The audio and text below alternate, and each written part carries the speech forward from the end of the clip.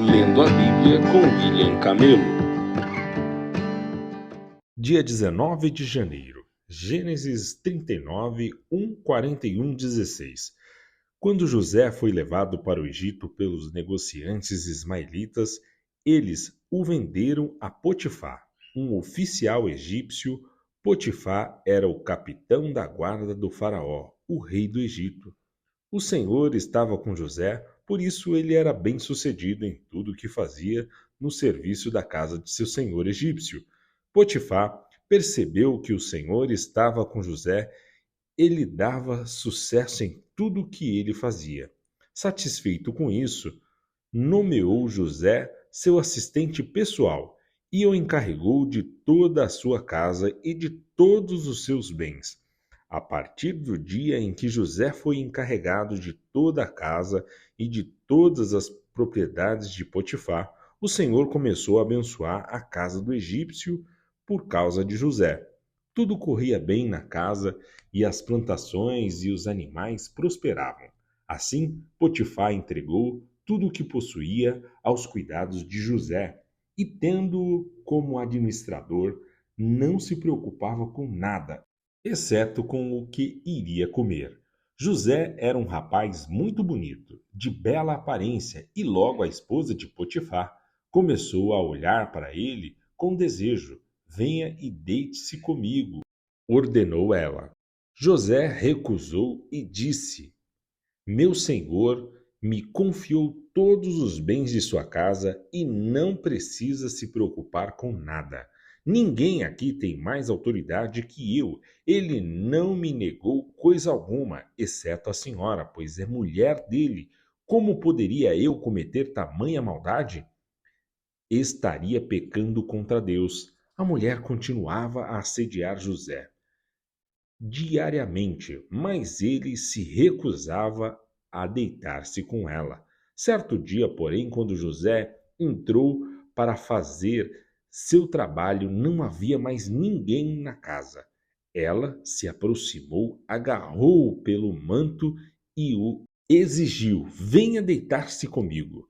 José se desvencilhou e fugiu da casa, mas o manto ficou na mão da mulher. Quando ela viu que José tinha fugido, mais o que o manto havia ficado na mão dela, chamou os seus servos. Venham, disse ela.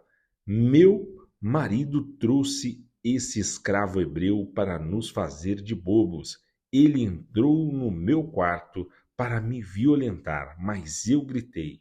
Quando ele me ouviu gritar, saiu correndo e escapou, mas largou seu manto comigo.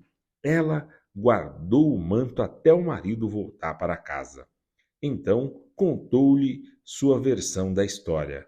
O escravo hebreu que você trouxe para nossa casa tentou aproveitar-se de mim, disse ela. Mas quando eu gritei, ele saiu correndo e largou seu manto comigo. Ao ouvir a mulher contar como José havia tratado, Potifar se enfureceu. Pegou José e o lançou à prisão, onde ficavam os prisioneiros do rei. E ali José permaneceu. Mas o Senhor estava com ele na prisão e o tratou com bondade.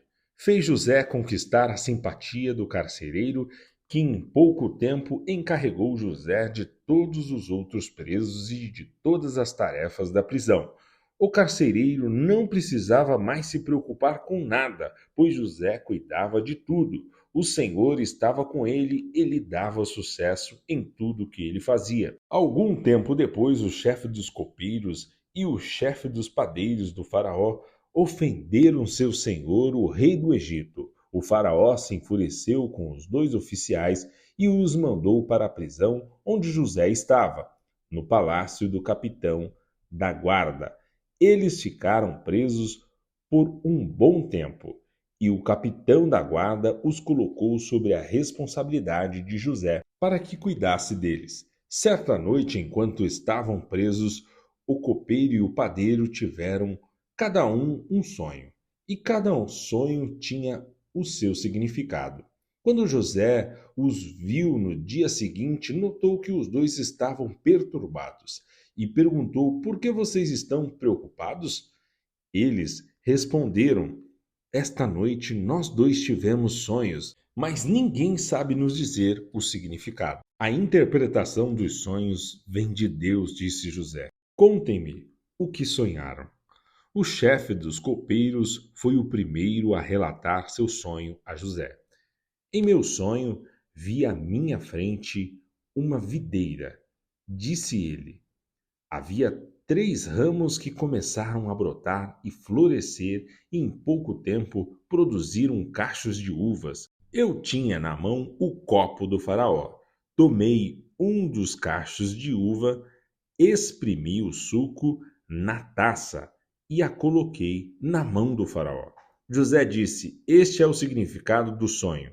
Os 3 ramos representam 3 dias. Dentro de 3 dias o faraó o elevará de volta para seu cargo de chefe dos copeiros. Quando a situação estiver bem para você, peço que se lembre de mim. Fale de mim ao faraó, para que ele me tire deste lugar, pois fui trazido à força da minha terra natal, a terra dos hebreus, e agora estou nesta prisão, onde fui lançado sem motivo justo. Ao ouvir a interpretação favorável de José para o primeiro sonho, o chefe dos padeiros lhe disse: Também tive um sonho. Nele havia 3 cestos de pães brancos empilhados sobre a minha cabeça. No cesto de cima havia pães e doces de todo tipo para o faraó, mas as aves vieram e comeram do cesto que estavam sobre a minha cabeça. José lhe disse: Este é o significado do sonho.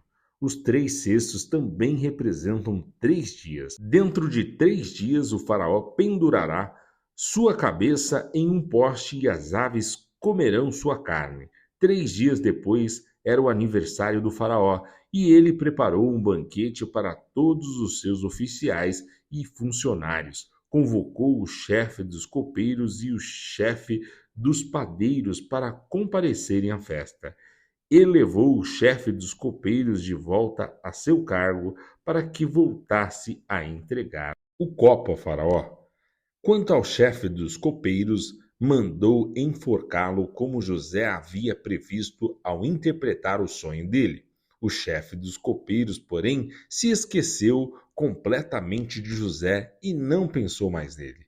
2 anos inteiros se passaram e o faraó sonhou que estava em pé na margem do rio Nilo. Em seu sonho viu 7 vacas gordas e saudáveis saírem do rio e começaram a pastar no meio dos juncos. Em seguida, viu outras 7 vacas saírem do Nilo. Eram feias e magras e pararam junto das vacas gordas à beira do rio. Então as vacas feias e magras comeram as 7 vacas gordas e saudáveis. Nessa parte do sonho, o faraó acordou. Depois voltou a dormir e teve outro sonho. Desta vez viu 7 espigas de trigo cheias e boas, que cresciam em um só talo. Em seguida, apareceram mais 7 espigas, mas elas eram murchas e ressequidas pelo vento do leste. Então as espigas miúdas engoliram as 7 espigas cheias e bem formadas. O faraó acordou novamente e percebeu que era um sonho. Na manhã seguinte, perturbado com os sonhos, o faraó chamou todos os magos e sábios do Egito, contou-lhe os sonhos, mas ninguém conseguiu interpretá-los. Por fim, o chefe dos copeiros se pronunciou: Hoje eu me lembrei do meu erro. Disse a Faraó: Algum tempo atrás, o Senhor se irou com o chefe dos padeiros e comigo, e mandou prender-nos no palácio do capitão da guarda. Certa noite, o chefe dos padeiros e eu tivemos cada um sonho, e cada sonho tinha o seu significado. Estava conosco na prisão um rapaz hebreu que era escravo do capitão da guarda. Contamos a ele nossos sonhos e ele explicou o que cada um significava. E tudo aconteceu exatamente como ele havia previsto. Fui restaurado ao meu cargo de chefe dos copeiros e o chefe dos padeiros foi enforcado em público. Na mesma hora, o faraó mandou chamar José e ele foi trazido depressa da prisão. Depois de barbear-se e trocar de roupa, apresentou-se ao faraó. Disse o faraó a José: Tive um sonho esta noite e ninguém aqui conseguiu me dizer o que ele significa. Soube, porém, que ao ouvir um sonho você é capaz de interpretá-lo. José respondeu: Essa capacidade não está em minhas mãos, mas Deus pode revelar o significado ao faraó e acalmá-lo. Mateus 12, 46, 13, 23. Enquanto Jesus falava à multidão, sua mãe e seus irmãos estavam do lado de fora, pedindo para falar com ele. Alguém disse a Jesus: Sua mãe e seus irmãos estão lá fora e querem falar com o Senhor. Jesus respondeu: Quem é minha mãe? Quem são os meus irmãos? Então apontou para seus discípulos e disse: Vejam, estes são minha mãe e meus irmãos. Quem faz a vontade de meu Pai no céu é meu irmão e minha irmã e minha mãe. Mas também, naquele mesmo dia, Jesus saiu de casa e sentou-se à beira-mar. Logo uma grande multidão se juntou ao seu redor. Então ele entrou num barco, sentou-se e ensinou o povo que permanecia na praia. Jesus contou várias parábolas como esta.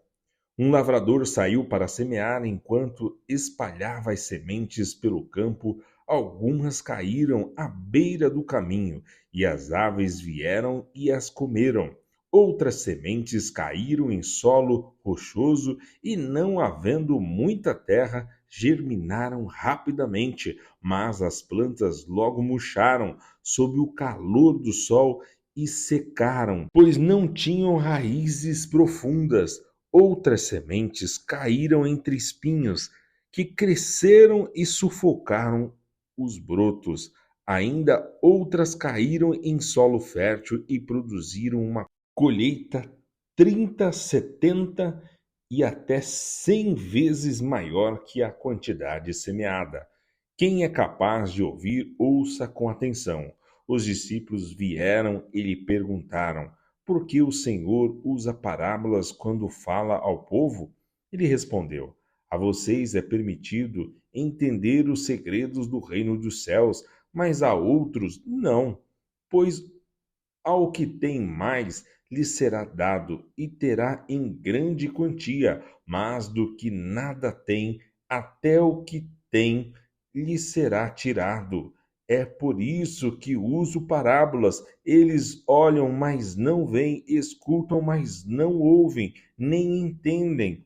Cumpre-se deste modo o profeta Isaías, que diz: Quando ouvirem o que digo, não entenderão, quando virem o que faço, não compreenderão, pois o coração deste povo está endurecido, ouvem com dificuldade e têm os olhos fechados, de modo que seus olhos não veem e seus ouvidos não ouvem, e seu coração não entende e não se voltam para mim, nem permitem que eu os cure. Felizes, porém, são os seus olhos, pois eles veem, e seus ouvidos, pois eles ouvem. Eu lhes digo a verdade: muitos profetas e justos desejaram ver o que vocês têm visto e ouvir o que vocês têm ouvido, mas não puderam. Agora, ouçam a explicação da parábola sobre o lavrador que saiu para semear. As sementes que caíram à beira do caminho representam os que ouvem a mensagem sobre o reino e não a entendem. Então o maligno vem e arranca a semente que foi lançada em seu coração.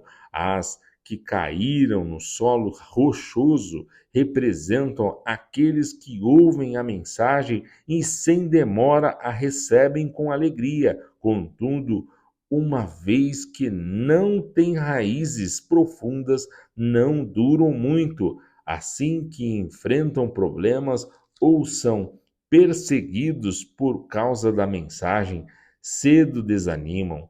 As que caíram entre os espinhos representam outros que ouvem a mensagem, mas logo ela é sufocada pelas preocupações desta vida e pelas sedução da riqueza, de modo que não produzem frutos.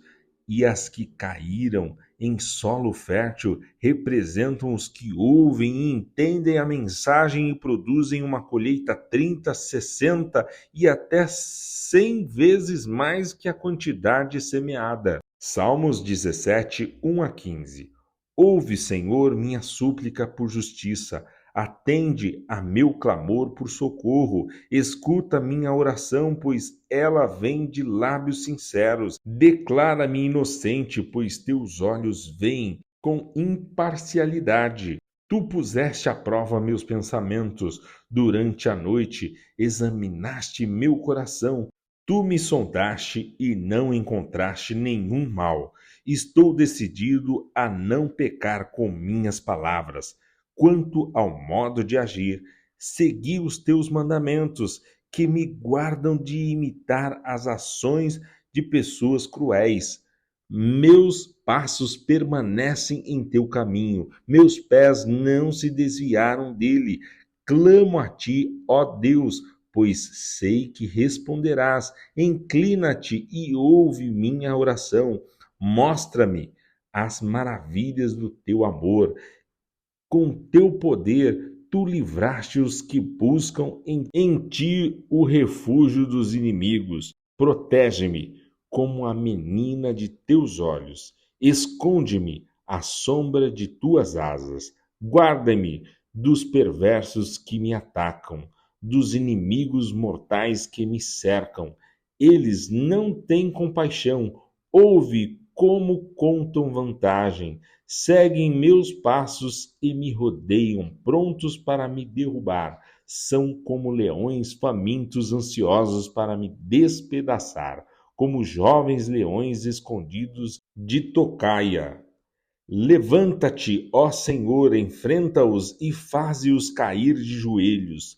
Com tua espada, livra-me dos perversos. Pelo poder de tua mão, Senhor, destrói os que buscam neste mundo sua recompensa. Satisfaz, porém, a fome dos que te são preciosos, que os filhos deles tenham fartura e deixem herança para os netos, porque sou justo, verei a ti. Quando acordar, te verei face a face e me satisfarei. Provérbios 3, 33, 35. O Senhor amaldiçoa a casa dos perversos, mas abençoa o lar dos justos. O Senhor zomba dos zombadores, mas concede graça aos humildes. Os sábios recebem honra como herança, mas os tolos são envergonhados em público.